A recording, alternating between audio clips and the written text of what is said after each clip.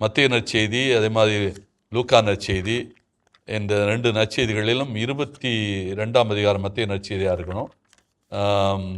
அதில் சதுசேயர்கள் ஒரு வினாவை எழுப்புவார்கள். அதாவது அங்கே வாக்குவாதமாக நடந்திருக்கும். பரிசேயர் சதுசேயர் எல்லாரும் இயேசுவோடு வாக்குவாதம் செய்து கொண்டே இருப்பார்கள். அப்போ சதுசேயர்கள் ஒரு வாக்குவாதம் செய்வாங்க. அப்போ அவங்க கேட்கிற கேள்வி, அதாவது இயேசுவை சிக்கலில் கொண்டு வைக்கணும் அப்படிங்கிறதுக்காக கேட்பாங்க.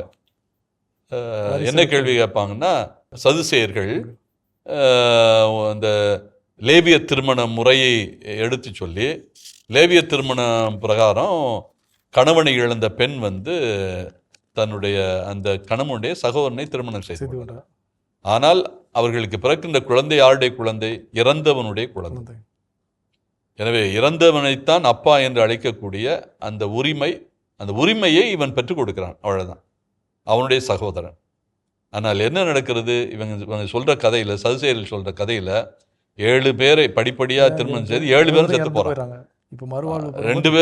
7 பேருக்கும் குழந்தைகள் இல்லை. இவளும் செத்து போகிறாள். எல்லாரும் சாகத்தான் போறோம், இவளும் செத்து போகிறாள். இப்ப எல்லாருமே மேல போறாங்க. மறுவுலக வாழ்வில் இந்த பெண் யாருடைய மனைவி அல்லது இந்த பெண்ணுக்கு யாரு கணவன்? இந்த கேள்வியைத்தான், இந்த குடக்கு முடக்கான கேள்வியைத்தான் யாரு கேட்கிறா? சதுசேயர்கள் இயேசுவிட்ட கேட்கிறாங்க. ஒரு அறிவுபூர்வமான கேள்வியை இவன் கேட்கிறான்னு இவன் நினைச்சுக்கிட்டு இருக்கான். ஆனால் இயேசு என்ன சொல்லுகிறார்? விண்ணுலகில் பெண் கொள்வதும் இல்லை, கொடுப்பதும் இல்லை. எல்லாரும் எப்படி இருப்பாங்க? வானதூதர்களை போல இருப்பார்கள். இறந்தவர்கள் எல்லாம், இறந்த மனிதர்கள் எல்லாம் கடவுளின் தூதரை போல வானதூதர்களை போல இருப்பார்கள்.